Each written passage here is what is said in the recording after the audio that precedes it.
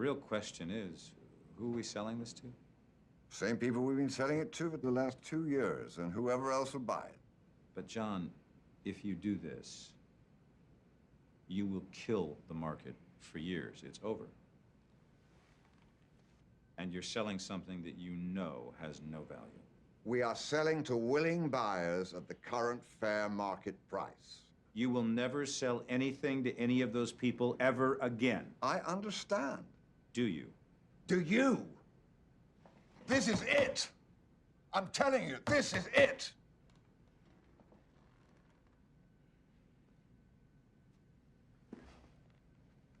All right, everyone, I won't beat around the bush. I see a massive crash coming for the gaming industry as a whole, and that's why the title is what it is. Now, that's a pretty big statement, I get it, so hopefully I can articulate why I believe such a thing and how it would actually be, hopefully, beneficial for the industry to undergo some sort of correction. To be clear, however, I am not saying that we will stop receiving quality games altogether, or that there will not still be frequent releases of various concepts that are worthy of player interest. But what I am saying is that there will be a significant consolidation at the publisher and developer level of top-tier companies, leading to a reduction in the number of AAA titles being released on a yearly cycle. And those titles will likely be coming from a very specific few publishers, far less than the current landscape is comprised of. There are a great many reasons for this, which are located at various levels from consumer to developer all the way through up to publisher, but the perfect storm of all of these factors aligning is what will lead to the large market shift that's in our future. The first factor, and probably the most important one for most viewers watching this video, is cost. Games are becoming increasingly expensive to develop at every single level. More and more money is being poured into marketing additionally, and those costs are inevitably passed on down the line to you and I as consumers.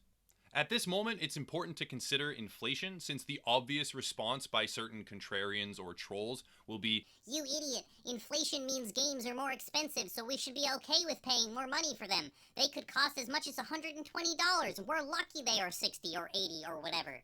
My clean response to this is that everyone who thinks that obviously did not think through all the alternative monetization techniques or methods being employed by these games and these companies.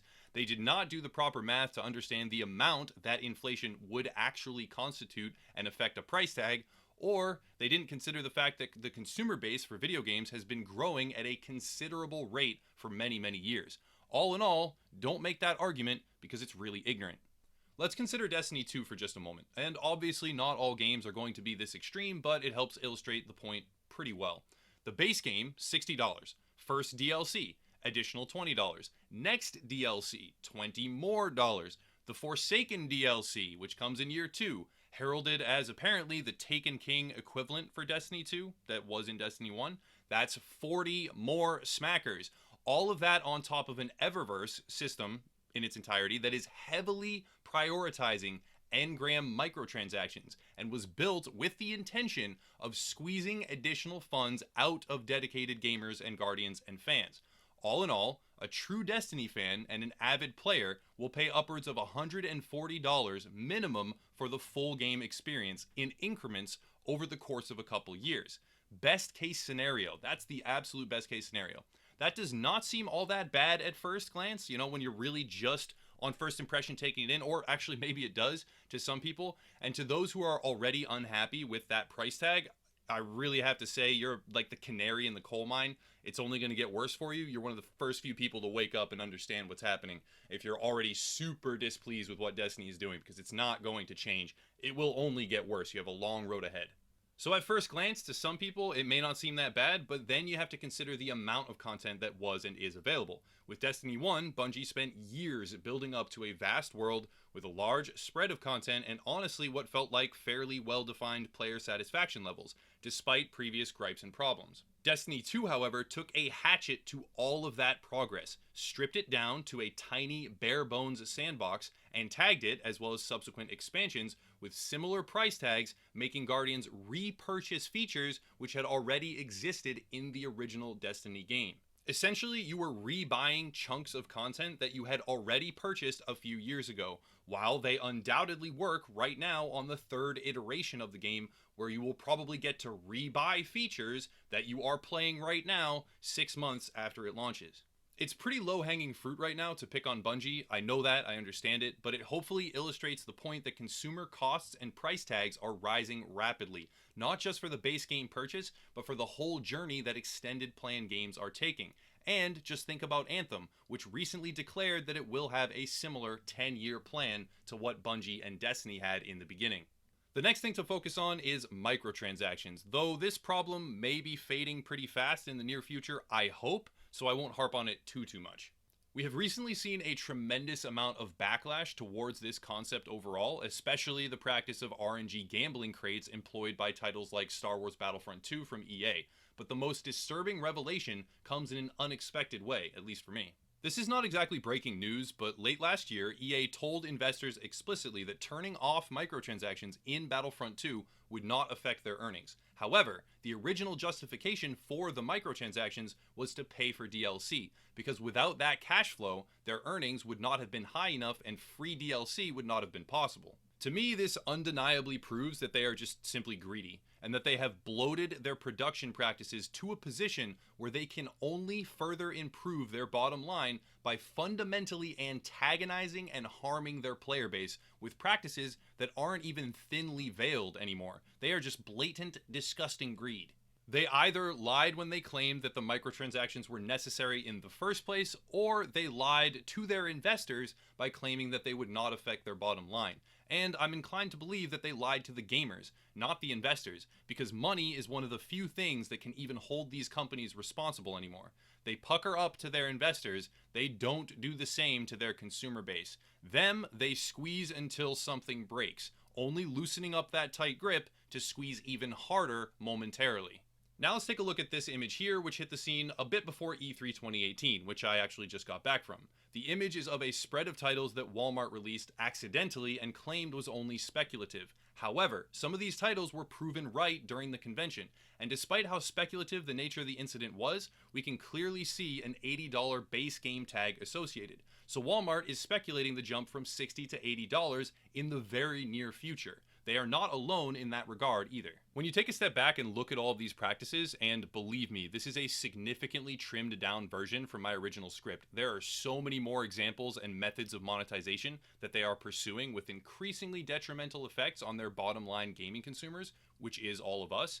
With all of these, we see that the cost of gaming is rising rapidly, specifically in the AAA market range. If the current focus of large gaming publishers was on single-player experiences or more historic formats where a player would understand that they were purchasing a product that they would then play for 100 or 200 hours with full gratification to then put the title down for good maybe, or until 1 or 2 DLC which would have a low price tag and offer a significant chunk of good playtime, it would be a different story. But more and more, the format is less single-player, more multiplayer, unfinished garbage at launch, and parceled out drip-fed DLC for inflated prices over the next year or two.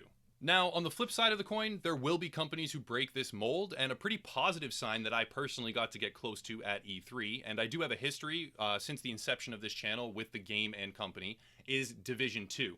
The game will offer a free update cycle for a full year post-launch, which is a really positive sign, after actually physically playing the demo that they offered at the convention and experiencing the product extensively, not some cinematic promo lie. I can say it has broken down my barrier of aggressive skepticism. Still, obviously, we should all be cautious, but it appears to be a game that is not treading down the same road as some of its competitors. The original Division game had a bit of backlash over its implementation of cosmetic microtransaction loot boxes, but they kept it cosmetic, and I am hopeful that at the very least, the sequel will not backtrack on the lessons that they learned from the original. Another positive example is State of Decay 2, and in truth, this game has just as much, if not more content than plenty of AAA first releases. Sure, it has some flaws, but the price tag is only $30, at half the price of other games that offer a worse experience and less to do at launch. It stands head high, in my opinion, as a positive sign that not everything is sliding downhill. Focusing back in on AAA titles, there are a multitude of rumors circulating right now regarding Microsoft and its war chest. Xbox has had a concerningly below average presence of exclusives for its players, and though all this is pure speculation, I have to underline that, if Microsoft were to make a move and acquire EA, for instance, though there would be certain titles like FIFA that are likely to still be released on all platforms including PS4, it might help them cure the ailment of lackluster exclusives and put in place a very firm buying hook for their Xbox consoles. The bottom line is that gamers by and large are not as willing or able to spend $80, $100, or even upwards of $200 spread out for one single game that is drip-fed down to them like the water in a guinea pig's cage. As the prices and practices rise and deteriorate, the amount of titles average gamers will buy or are willing to buy will decrease further and faster than companies are prepared for. This will, in effect, starve out some of these bloated publishers and lead to a massive consolidation in the market as they are bought out, taken over, or otherwise absorbed by their more successful competitors. The future of the gaming industry is not lower quality games, it's simply less AAA games altogether. Additionally, those fewer games will come from a smaller number of industry giants. This is a very dangerous situation, potentially. Less competition means less accountability and less motivation for companies to undercut each other, innovate, or improve player experience altogether.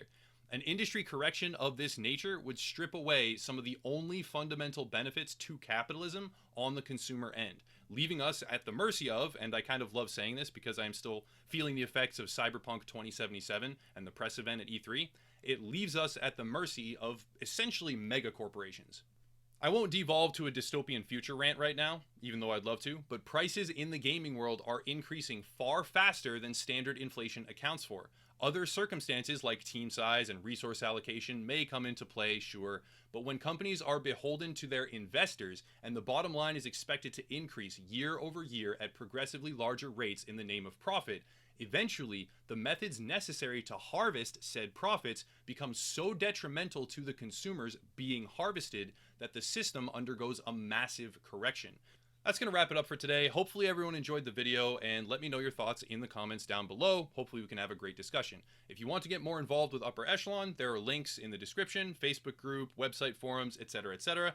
I stream from time to time on Twitch as well, if you're interested in that sort of thing, and there's some other links there in addition to that, so check them out. As always, thank you for watching, and have a nice night.